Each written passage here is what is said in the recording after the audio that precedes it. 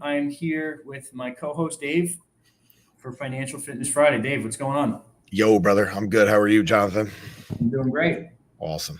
Good to hear. So we've talked about this a bunch, but it's a popular topic, and I do think it's arguably one of the most important things that can be discussed because of where we're at.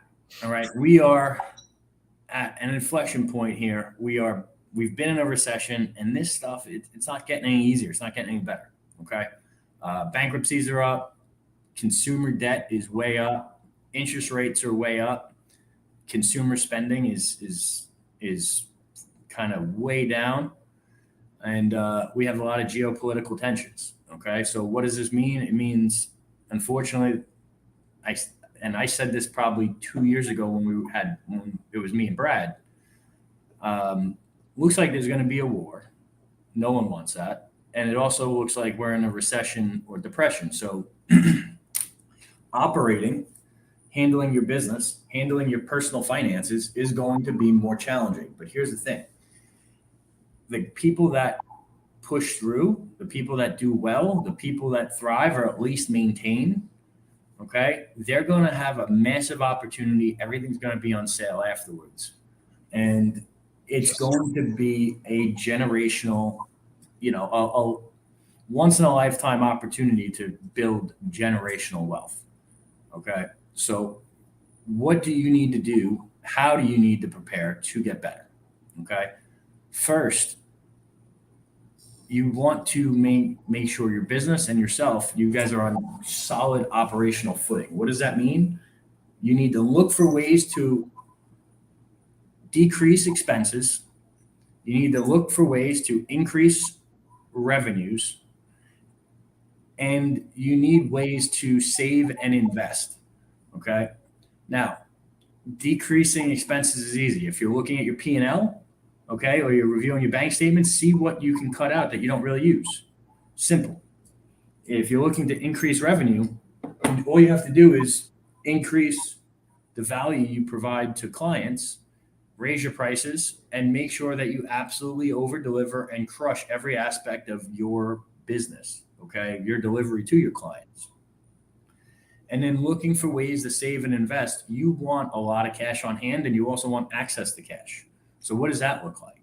Well, if you have a business that costs about $30,000 a month to run, and you want at least 6 months of runway, okay, you're going to want, you're going to want to sit on, let's say, 240,000, because then now you have 6 months of runway, and you want access to cash. Access to cash is just you want to open and get the biggest line of credit you can, utilize it, and then every quarter just ask for an increase. And why do you want this? Because as things come up, you're going to have an opportunity to buy competitors, buy assets, buy inventory.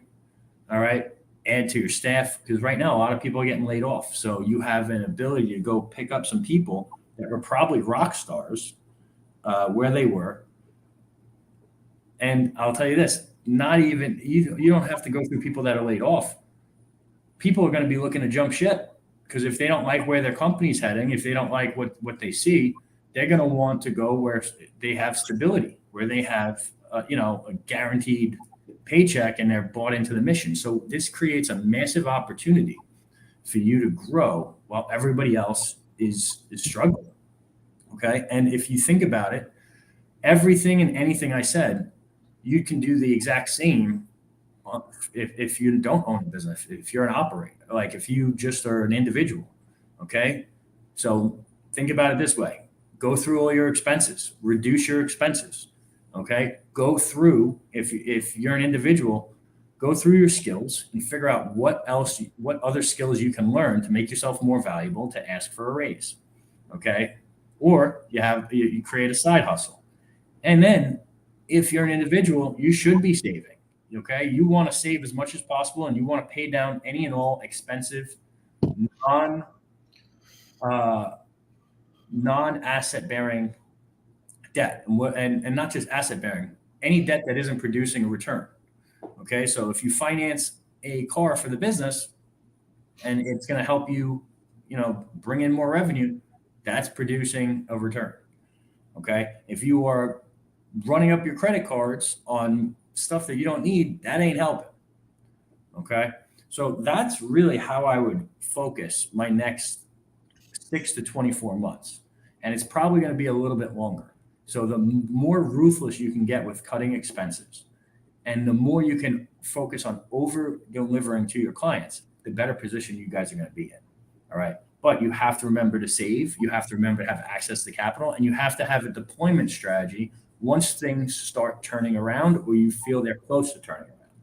What does a deployment strategy look like? Well, is there equipment that your business needs? Is there anything else that you know real well that you can invest in? Okay, whether it's real estate, stocks, it doesn't matter. You should be saving and then having a deployment strategy and follow and watch, whatever asset class you want to invest in.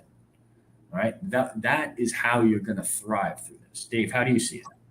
Yeah, man. I mean, just to add, kind of like to what you're saying. I mean, yeah, I agree wholeheartedly, man. Like you can see it on the surface and other things that aren't talked about that are getting worse.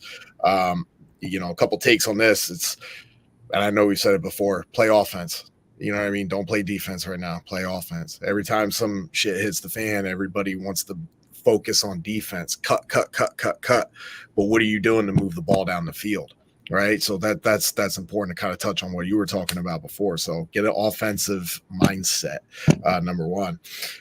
Something else, if you do have a business, that you were saying, make sure you communicate like with your team. Do it more often. If you do it already, do it more often, right? Because if things are going to get bumpy, people want to see leadership. People want, somebody that cares. You know what I'm saying? They want somebody that not only cares about the company, but cares about their people. So be more communicative within your walls. If you're doing that already, do it more often. People look for that. People look for certainty, like when you're leading a team, especially in uncertain times. Not a plug here, but let's keep it real. If you do need that, get your credit fixed. You know what I mean? Like credit fixed is an investment, and it's not, telling you to go with me. Just take a look at what you have. What can you cut out? How can you improve your credit score even more on the personal side? Because even if it comes to business and even if it comes to getting lines of credit, okay, you're still going to more than likely have to personal guarantor that. Okay. So yeah, your business could be balling out. Your business could be producing crazy revenue. But at the end of the day, I'm sure Jonathan can attest to this. What's the person like that's stroking the checks? What does their profile picture look? Your business could be great, but if you look bad, that could create a potential roadblock. So make sure you're looking at that. What can you improve in your credit? What can you cut out of your credit? Right? Things that don't have anything to do with money and so forth in the business. Take better care of yourself. You know what I mean? Get your mind sharp. Get your body right. You know what I'm saying? Take your health seriously. Your mental health will go first, right, before the physical health. So you get your physical going, it's going to pull your mental up. Those of you that, got comfortable the last few years and started letting that uncomfortability creep in, what's going to happen if you do nothing? It's going to get worse. Get your body moving, start drinking some water more. I don't think the health side is talked about enough, and it will mess with your head, man. So get your body moving, get that health taken care of. An important thing too, and Jonathan touched on it, to add a little bit, dump things that you absolutely don't need or use, and especially little silly things. And it's stuff that we've been dumping to because we don't need it. Stupid little streaming services, right? Like that adds up quick.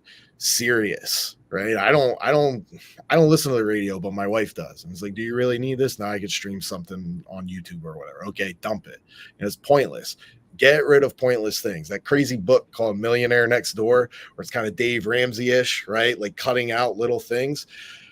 I'm not a crazy believer on like cutting rid of that stuff under normal circumstances, but now it's, hey, if you can dump it, if you don't need it, then get rid of it. You can invest it into yourself, or invest it into something else within your family, something that's better, that's bringing more value to your family. Mindless radio and mindless TV, that doesn't add any value unless some cool documentary or something that does. We don't want to get shadow banned, so but think about it this way, guys. especially if you own a business. All right. You are fighting for discretionary income. Yep. If you don't have what's an essential business, meaning people cannot live without it, you're fighting for discretionary dollars. So that means you have to deliver way more value and way better service to keep the same clients and to fight to make sure that you build raving fans. All right. And if you guys aren't doing that, not actively approaching it like, what could we do better? How can we over deliver to our clients? You guys aren't going to make it. If you told me what would I rather do, find ways to save or find ways to earn more, of course I'm going to say earn more. Okay. But it's part of it is you have to balance it, because I'm going to tell you guys, you're going to want all the cash reserves you can.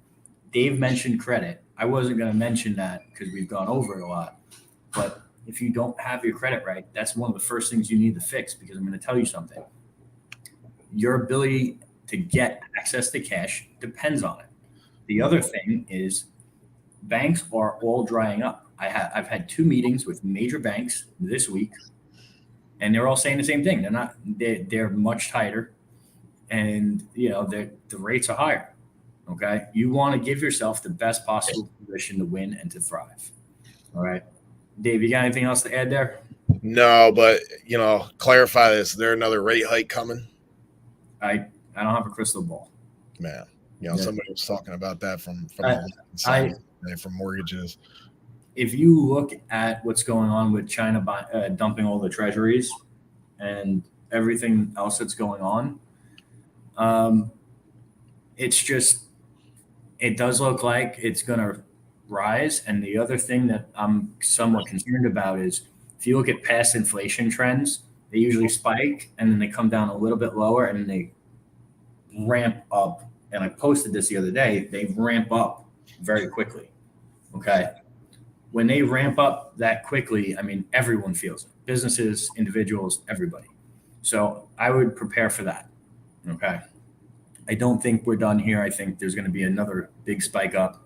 And I think it's very important that people only borrow at this time. And this is someone who does it for a living. Only borrow if there is a significant ROI to what you're doing. Okay. I would not be borrowing money for lifestyle things. I would be borrowing money to advance your business and advance yourself. All right. I hope that makes sense. Guys, we'll catch you on Mindset Monday. Please share this with someone that needs to hear it. And I'll see you on Monday. Take care, everyone. Be great, y'all.